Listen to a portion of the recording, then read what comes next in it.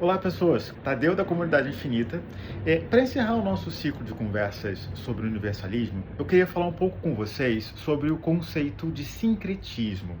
Aqui no Brasil nós temos algum senso comum em relação ao sincretismo ser extremamente relacionado às religiões afro-brasileiras como se fosse uma exclusividade delas.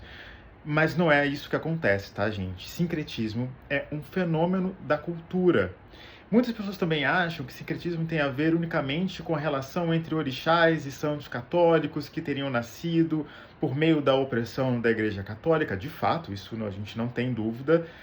As religiões africanas e afro-brasileiras, elas são muito oprimidas e muito perseguidas ainda hoje. Mas há um fenômeno que atravessa boa parte das culturas do mundo, se não todas elas, que é a associação entre imaginários. O professor Sérgio Gruzinski, no livro dele chamado Pensamento Mestiço, fala como isso acontece entre uma cultura mexicana e os colonizadores espanhóis.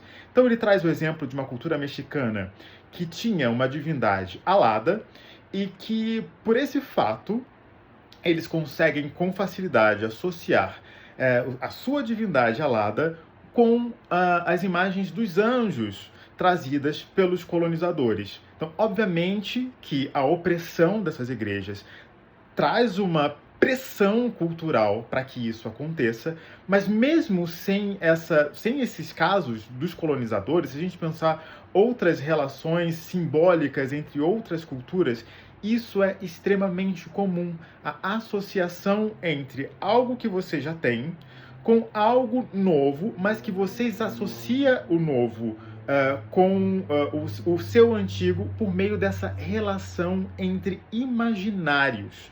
Então, se eu tenho uma divindade alada e vejo a divindade alada do outro, eu automaticamente vou pensar que aquela divindade alada do outro é a minha também. Então, isso facilita esse processo de acúmulo, de agregação entre diferentes personagens mitológicos que guardam em comum algum elemento de sua imagem. Então, pessoas, esse foi o nosso papo sobre sincretismo e depois a gente vai ter outras conversas sobre outros temas.